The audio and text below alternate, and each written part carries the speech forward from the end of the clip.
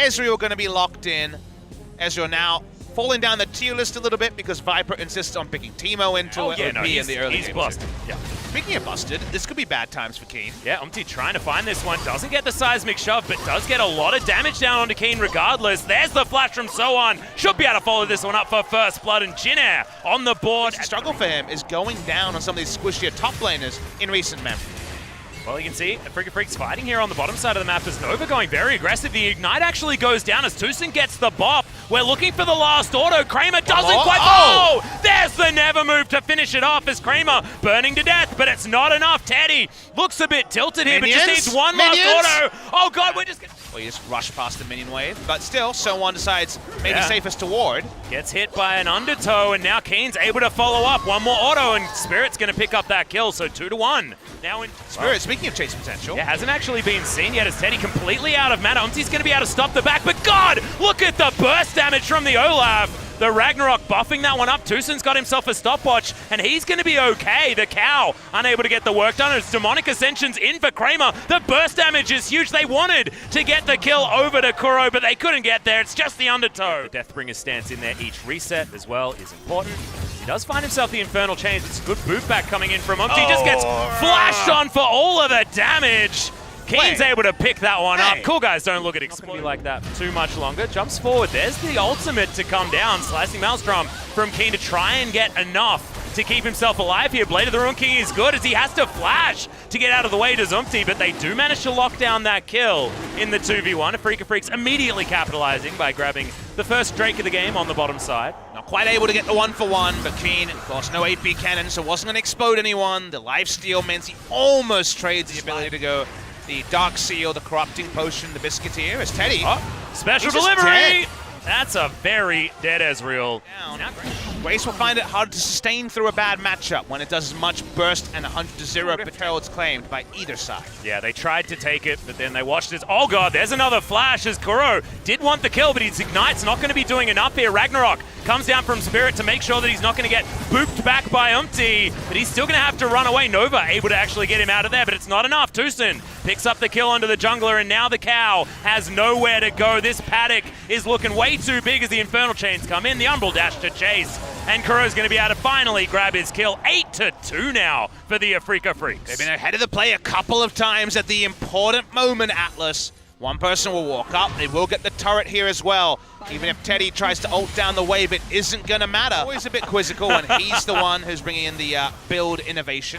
Yeah, maybe we need to ask Genja whether it is actually a worthwhile build choice for him. And Teddy's also going to struggle as Shelly just going to bop down this turret very, very low off the first charge, and Afreeca will be able to follow it up. So 3 turrets already, 18.5 minutes into the game. This feels like vintage Afreeca Freecs Game 1 from last year. And this feels like vintage Tucson from spring season, Atlas, because he absorbed 7 bans and they crushed bot lane. They're winning this game around Ezreal and the bot lane. You have to remember as well, the Alistar was picked away from Talia in her jungle while contesting vision around the Baron. That is why the item rush came in, so anything to... Some relative item spots. Double Ocean here for the Afreeca Freecs. First Drake taken quite late, around the 16-minute mark. Means on the side of Jinair, we can't go Wits End into Gnar. That's been the struggle there as Nova. Yep, Fertile Chains is going to pull him back. Unbreakable Will needs to be invested here as the Aatrox going ballistic, but taking a lot of damage from Umti, who's able to throw in a lot of threaded volleys. Finally, the flash is going to lock down the kill onto the cows. Umti has to get out with the blast tree. There's Grace. There's a blast cone of death as immediately the flash comes in, and Keen's going to be able to help lock this one down. Kramer comes down. I don't know, a lot of tilting time.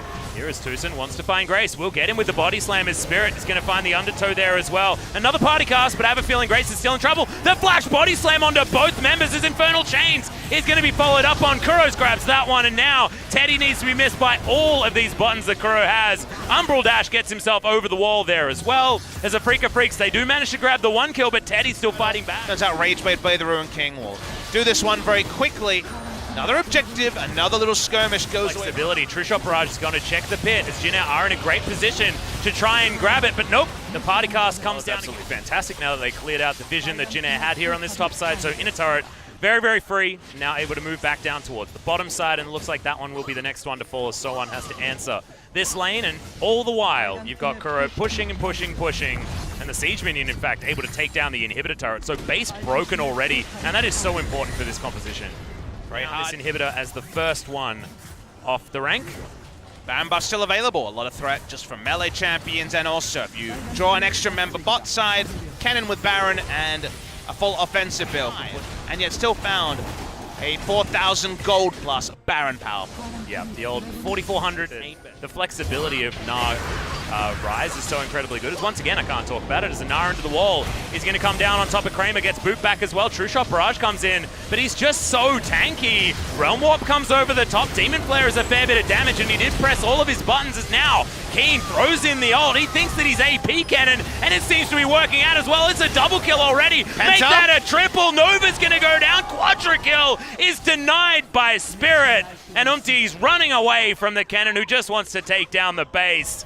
Oh man, what a scumbag, Spirit. Denying the Quadra, and Umti running away to deny the Penta. But I feel like it's still going to be the game-winning play. Scumbag Spirit's the kind of alliteration I can get behind. Umti says, this is what happens when I leave Aatrox open.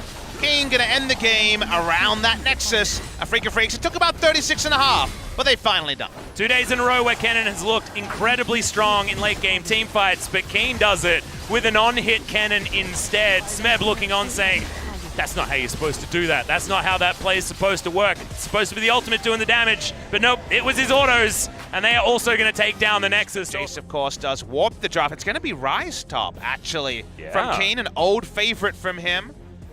Rise versus Kennen. I think I can get the steal.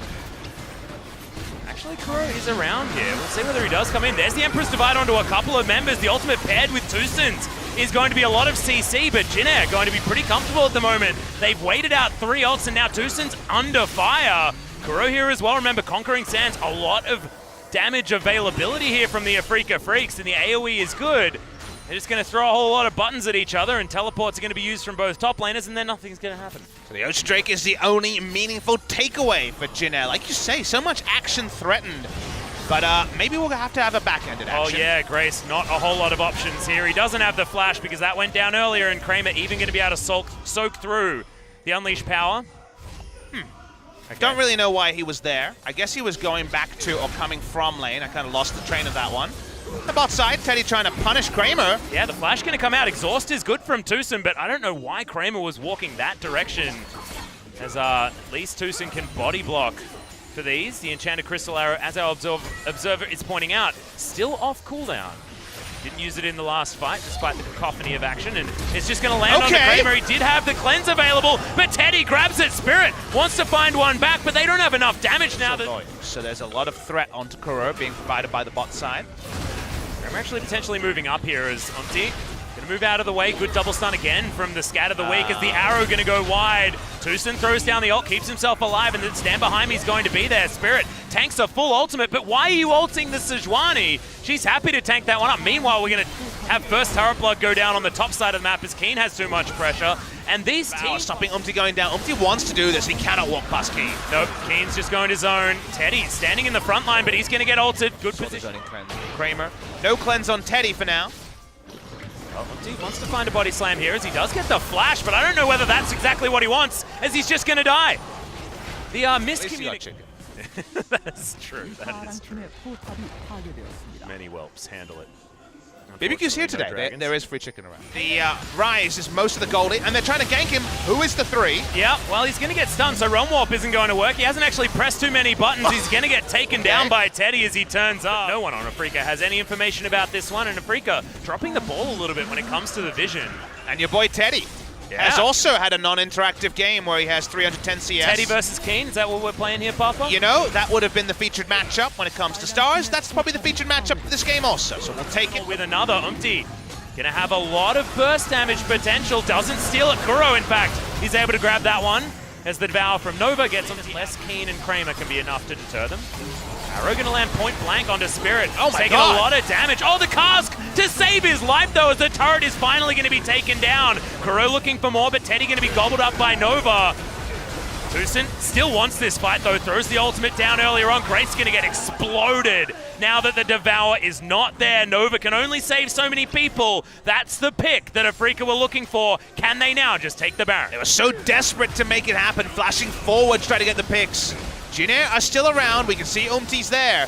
The casks haven't worked, but the smite, it could be so crucial. Yeah, Spirit's only now going to make his way in. They're deciding not to go for the 50-50 as Nova. Okay. Is going to look down. Oh, there's the Emperor's Divide, just explodes Teddy. I thought the Slicing Maelstrom being in the team was going to be bad, but no, it's not. The amount of damage that Afreeca have is gigantic. Realm Warp on top of Nova as well. They want more. Kramer flashes in, trying to find the Quadra. He'll get it. And the Afreeca Freecs will take down the outer turret and the Baron and possibly win the game. Good God, the plays from Afreeca finally. Koro took 37 minutes to find the button, but he found the win button on the Azir. Scoops in Teddy. One large scoop of Teddy is always going to be a victory for Afreeca Freecs. With those death timers, they might have done it. Yep. And it looked like disaster, honestly, but this was an on-hit cannon. It's not going to be the AP cannon for the explosive damage.